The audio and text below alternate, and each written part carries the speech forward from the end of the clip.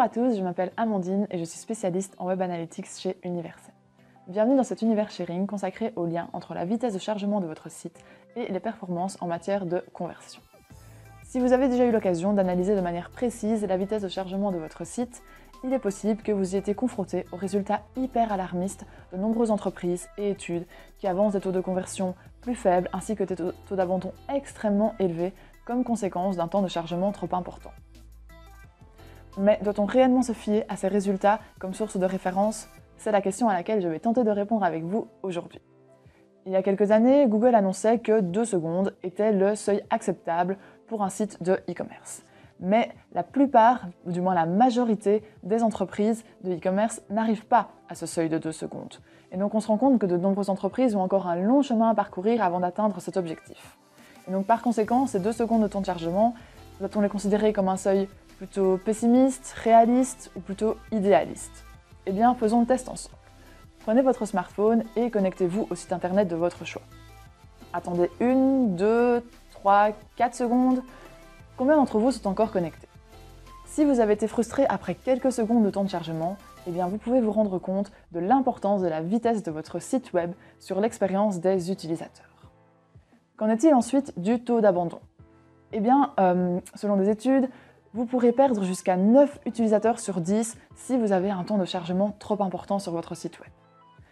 Une seconde supplémentaire de temps de chargement peut également réduire vos conversions jusqu'à 7%. Et donc, avec toutes ces données, nous avons décidé chez Universem d'analyser justement, ou plutôt de confronter, on va dire, ces données par rapport aux résultats chez nos clients. Donc, on a choisi 3 clients dont les sites affichaient des temps de chargement faibles, moyens et élevés.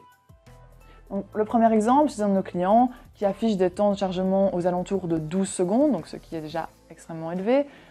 Nous avons calculé qu'il perdrait environ 82% de ses clients potentiels. Donc 82%, vous vous rendez compte du chiffre, ça veut dire 8 clients potentiels sur 10 qui seraient perdus à la fin du funnel de conversion. Mais ne vous inquiétez pas, il n'en est rien. Donc malgré en effet un taux de rebond un peu plus élevé, une expérience utilisateur qui n'est pas optimale, ce client ne perd évidemment pas 8 clients sur 10. Deuxième exemple, un autre de nos clients a réalisé une migration et a augmenté son temps de chargement de 4 secondes comparé à l'année précédente. Ce client, nous avons pu voir qu'en fait, il n'y a eu presque aucun impact sur son taux de conversion.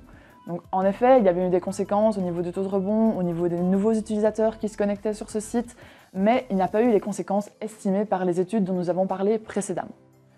Dernier exemple, qui peut-être vous parlera un petit peu plus, nous allons choisir Amazon. Donc, nous avons appliqué justement cet outil à Amazon et nous avons calculé qu'Amazon perdrait environ 4 utilisateurs sur 10.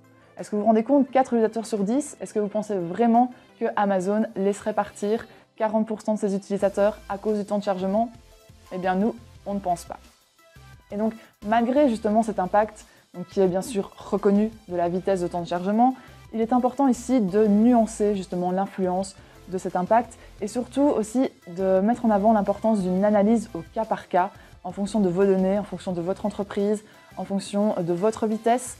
Et donc si vous voulez en savoir plus, tout d'abord n'hésitez pas à consulter notre article que vous trouverez dans le lien en commentaire de cette vidéo et n'hésitez également pas à nous contacter si vous souhaitez une analyse spécifique justement de vos données par rapport à votre vitesse de chargement et par rapport à ses conséquences réelles sur la performance au niveau des conversions de votre entreprise. Donc voilà, passez une belle journée, merci de votre écoute et à bientôt pour un nouvel univers sharing.